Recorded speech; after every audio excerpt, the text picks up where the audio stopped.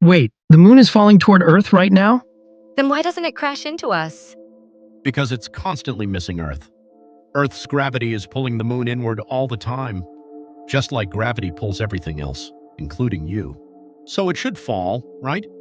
But the moon isn't just sitting there, it's moving sideways very fast, at around 1 kilometer per second. So gravity pulls it inward, while its speed carries it forward. And that balance creates an orbit. So it's falling, but never hitting? Exactly. Imagine throwing a ball from a very high mountain. If it's slow, it falls nearby. If it's faster, it travels farther. But if it's fast enough, it keeps missing the ground. That's exactly what the moon is doing. If the moon slowed down, and it would move closer to Earth. And eventually, it could crash. If it sped up, it could escape Earth's gravity. The moon also pulls on Earth, you're creating ocean tides. It stabilizes Earth's tilt and climate.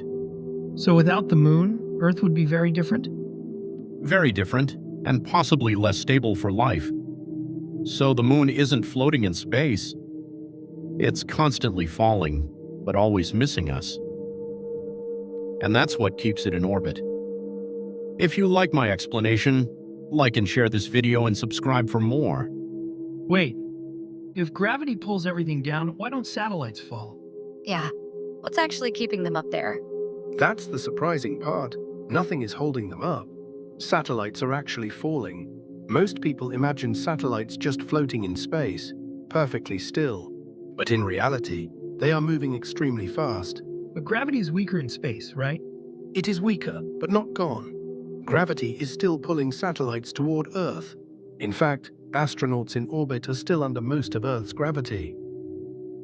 Then why do astronauts look weightless? Because they are in constant free fall, falling together with the station. Imagine standing on a mountain and throwing a ball forward. If it's slow, it falls nearby. If it's faster, it travels farther. And if it's fast enough, it keeps missing the Earth as it falls. That is exactly what orbit is. Gravity pulls it inward, while its speed carries it forward. So it's falling, but always missing Earth? Exactly. If a satellite slows down, it will fall back to Earth. If it goes too fast, it can escape Earth entirely. Closer to Earth, tiny amounts of air can slow satellites down. Over time, that can cause them to fall. Low-orbit satellites like Starlink move very fast around Earth. Others orbit farther away to cover larger areas. Satellites don't stay in space because gravity stopped working. They stay because gravity and motion work together perfectly. That's actually really amazing. And this same idea is what lets us explore the Moon, Mars, and beyond. Understanding orbit is understanding how we explore space. Stay curious and like and subscribe for more. Wait, what actually happens if you fall into a black hole? Do you just disappear? Or is it worse? You wouldn't disappear instantly, but what happens next is far more strange. A black hole is a region in space where gravity becomes so strong that nothing can escape it. Not even light. If you got too close, you would begin falling toward it. And at first, it might not feel very different.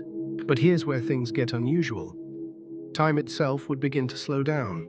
To someone watching from far away, you would appear to freeze in place, almost like time has stopped for you. Wait, freeze? Then what happens next? Gravity would pull on you unevenly, stretching you farther and farther, and beyond that point, no one truly knows what happens. Falling into a black hole wouldn't be instant. It would be slow, strange, and completely beyond our understanding. But some scientists believe black holes might lead somewhere else entirely. Black holes may be the most extreme objects in the universe.